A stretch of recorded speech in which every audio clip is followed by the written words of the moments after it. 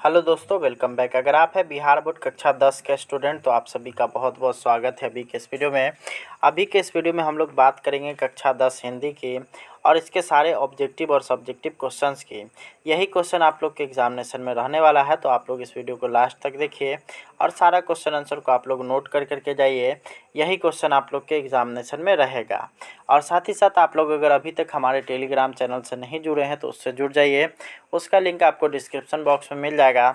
आप लोग को टेलीग्राम चैनल से जुड़ने के लिए इसलिए कहा जाता है क्योंकि वहीं पे सारा नोटिफिकेशन आप लोग का, मैं जैसे ही वीडियो डालूंगा वैसे ही आप सभी को जो है वहाँ पे उसका नोटिफिकेशन मिलेगा और आप सभी जो है वहाँ से देख सकते हैं। और साथ ही साथ आप लोग को ये जो पेपर मैं दिखा रहा हूँ इस PDF में, सारा का सारा पेपर आप लोग को टेलीग्राम चैनल पे देखने को मिलेगा। तो चलिए अब हम लोग इस वीडियो को शुरू करते हैं और इसमें जितना भी ऑब्जेक्टिव है उसको पहले देखेंगे, फिर उसके बाद इसके सब्जेक्टिव्स को देखेंगे। यहाँ से आप लोग का सब्जेक्टिव क्वेश्चन से ऑब्जेक्टिव क्वेश्चन से स्टार्ट है। तो उससे पहले आप लोग को बता देते हैं कि आप लोग के एग्जामिनेशन में मात्र 50 नंबर का ही क्वेश्चन रहने वाला है, जिसमें से आप लोग को 30 ऑब्जेक्टिव रहेगा, जिसमें से 25 का आंसर करना है और बाकी 25 अंकों का जो है आप लोग को सब्जेक्टिव का आंसर कर करके आना है। तो दोनों ही चीज़ हम लोग इस वीडियो में डिस्कस करने वाले हैं। तो चलिए एक एक कर करके हम लोग यहाँ पे आते हैं पहला नंबर क्वेश्चन की ओर। तो सबसे पहला क्वेश्चन यहाँ पर है, टांग अड़ाना मुहावरे का क्या अर्थ है? तो इसका हो जाएगा ऑप्शन नंबर बी यानी कि अड़चन डालना। अगला है, 3-13 होना मुहावरे का क्या अर्थ होता है? तो 3-13 जो होने का अर्थ होता है वो होता है तितर बितर होना। अगला है, जो व्याख्या करता है के लिए एक शब्द क्या हो जाएगा? तो हो जाएगा ऑप्शन नंबर ए यानी कि व्याख्याता। चौथा नंबर सवाल हम लोग देखेंगे तो यहाँ पर आप लोग का आता है, विश्वास के योग्य के लिए एक शब्द क्या है? तो विश्वसनीय यानी कि ऑप्शन नंबर बी हो जाएगा। अगला हम लोग 5वां नंबर सवाल देखेंगे तो 5वां है, उदार शब्द का विलोम क्या होगा? तो उदार शब्द का होता है आपका कृपण। अगला हम लोग देखेंगे 6ठा नंबर सवाल, तो वो यहाँ पे आप लोग का आता है, एकत्र शब्द का विलोम क्या होगा? तो एकत्र शब्द का एकत्र मतलब होता है एक जगह और विकर्ण मतलब होता है फैला, यानी कि ऑप्शन नंबर ए इसका करेक्ट हो जाएगा। अगला है, निम्नलिखित में से कौन गंगा का पर्यायवाची है? तो इसका सही आंसर हो जाएगा ऑप्शन नंबर ए यानी कि जाह्नवी। अगला हम लोग देखेंगे 8वां नंबर सवाल। तो यहाँ पर आप लोग का 8वां नंबर सवाल है कि निम्नलिखित में से कौन आनंद शब्द का पर्यायवाची है? तो इसका हो जाएगा आपका ऑप्शन नंबर सी यानी कि प्रमोद। अगला हम लोग देखेंगे 9वां नंबर, तो यहाँ पर है, हरफन मौला शब्द कौन सा समास है? तो ये हो जाएगा ऑप्शन नंबर बी। अगला है, महावीर शब्द कौन सा समास है? तो ये हो जाएगा आपका ऑप्शन नंबर सी। अगला हम लोग देखेंगे 11वां नंबर सवाल। तो यहाँ पर है, पारिवारिक शब्द में कौन सा प्रत्यय है? तो प्रत्यय मतलब जो लास्ट में जुड़ता है, तो लास्ट में जुड़ने वाला हो जाएगा ऑप्शन नंबर बी यानी कि इक। अगला हम लोग देखेंगे 12वां नंबर सवाल, तो वह है, ईर्षालु शब्द में कौन सा प्रत्यय है? तो इसमें हो जाएगा आपका ऑप्शन नंबर डी यानी कि आलू। अगला, अभिभावक शब्द में कौन सा उपसर्ग है? उपसर्ग मतलब पहले, तो इसका हो जाएगा आपका ऑप्शन नंबर बी अभी। अगला हम लोग देखेंगे निम्नलिखित में से कौन शब्द विसर्ग संधि का उदाहरण है? तो यहाँ पे विसर्ग में आप लोग का यहाँ पे ऑप्शन नंबर बी दिख रहा है, सीधा सीधा अबिंधन। अगला है, उल्लास शब्द का संधि विच्छेद क्या हो जाएगा? तो उत्जोल्लास यानी कि ऑप्शन नंबर ए बिल्कुल करेक्ट हो जाएगा। 16वां नंबर हम लोग देखेंगे तो द का उच्चारण स्थान क्या है?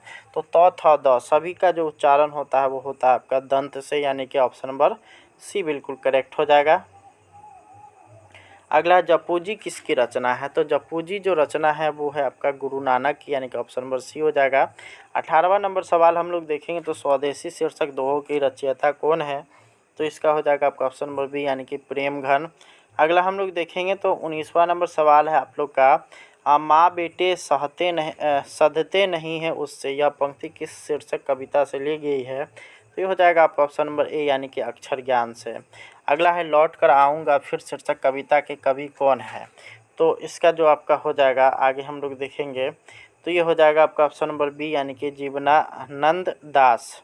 अगला हम लोग देखेंगे तो अगला यहाँ पर सवाल आता है, निम्नलिखित में से कौन कवि छायावादी कवि है? तो ये हो जाएगा आपका ऑप्शन नंबर सी यानी कि सुमित्रा नंदन पंत।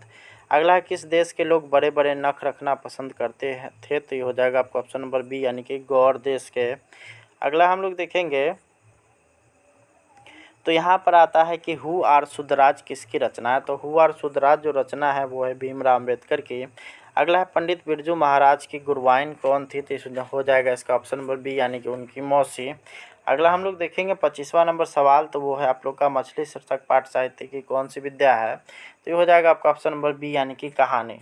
अगला है शिक्षा और संस्कृति शीर्षक पाठ के लेखक कौन है, तो ये हो जाएगा आपका ऑप्शन नंबर बी यानी कि अशोक वाजपेयी। अगला सवाल हम लोग देखेंगे तो बहादुर कहाँ से भाग कर के आया था, तो इसका जो सही आंसर हो जाएगा वो होगा आप लोग का ऑप्शन नंबर सी यानी कि नेपाल से। अगला है महर्षि व्यास और महर्षि वाल्मीकि किस भाषा के कवि थे, तो इसका आप लोग का ऑप्शन नंबर सी बिल्कुल करेक्ट होगा। अगला हम लोग 29वां नंबर सवाल देखेंगे तो वो यहाँ पर है ढहते विश्वास कहानी के केंद्र में कौन सी समस्या है, तो यहाँ पे आप लोग का 29 का हो जाएगा सुखाड़ की समस्या। अगला यहाँ पर है धरती कब तक घूमेगी शीर्षक पाठ की नायिका कौन है, तो हो जाएगा ऑप्शन नंबर डी यानी कि सीता। तो इस तरह से इसका सारा ऑब्जेक्टिव को हम लोगों ने डील कर लिया है। अब इसके हम लोग सारे सब्जेक्टिव्स की ओर चलते हैं, तो चलिए सब्जेक्टिव्स की ओर चलें। चलिए यहाँ से आप लोग का सब्जेक्टिव क्वेश्चन स्टार्ट है, जिसमें पहला क्वेश्चन है नगर शीर्षक कहानी के लेखक कौन है, इस कहानी के प्रमुख पात्रों के नाम लिखे। उसके बाद है मेट्रन ने माँ को कैसा आश्वासन दिया। अगला यहाँ पर है मन लेहू पे देहू छटाक नहीं से कवि घनानंद का क्या अभिप्राय है। अगला है कवि सुमित्रा नंदन पंत की दृष्टि में आज भारतवर्ष की भारत माता अपना संयम क्यों सफल है। उसके बाद है हरि रस के कवि गुरु नानक का अभिप्राय क्या है। छठा नंबर हम लोग यहाँ से आप लोग देख सकते हैं, छठा, सातवां, आठवां, नौवां, 10वां, इसमें से आप लोग को मात्र 5 क्वेश्चंस का ही आंसर करना है। वहीं 11 से 15 तक आपको दीर्घ उत्तरीय प्रश्न दिया गया है, जिसमें से आपको 3 का ही आंसर करना है। 11 नंबर देख रहे हैं, 12 नंबर देख रहे हैं, उसके बाद 13, 14 आप लोग यहाँ पे देख रहे हैं। तो इस तरह से आप लोग का जो है यहाँ पर 15 का 15 यहाँ पे हम लोगों ने क्वेश्चन को दिखाया।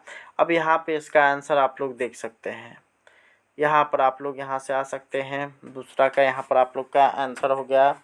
उसके बाद आप लोग तीसरा का आंसर देख सकते हैं, आराम से वीडियो रोकिए और सारा लिखिए। 4 नंबर का आप लोग का ये हो गया, 5वां नंबर का आप लोग का ये हो गया, 11वां नंबर का आप लोग का ये हो गया, 12वां नंबर का ये हो गया, 13 नंबर का आप लोग का यहाँ पे ये हो गया। उसके बाद जो है आप लोग का यहीं पे ये वीडियो ख़त्म हुआ। तो इस तरह से यहाँ पे आप सभी के लिए मैंने सारा ऑब्जेक्टिव और सब्जेक्टिव्स प्रोवाइड करा दिया। आप लोग टेलीग्राम से ज़रूर जुड़िए, क्योंकि वहीं पे आप लोग को सारा का सारा चीज़ यहाँ पे देखने को मिलेगा, और साथ ही साथ वीडियो का नोटिफिकेशन भी आप सभी को सबसे पहले वहीं पे देखने को मिलेगा। इसके अलावा आप सभी ने अभी तक अगर हमारे नए चैनल को सब्सक्राइब नहीं किया तो वहाँ पर सब्सक्राइब करिए, और वहाँ पे किसी भी वीडियो के नीचे जा कर के एक प्यारा सा कमेंट करिए। तो इस वीडियो में इतना ही, आप लोग से मिलेंगे नेक्स्ट वीडियो में, तब तक के लिए बहुत बहुत धन्यवाद।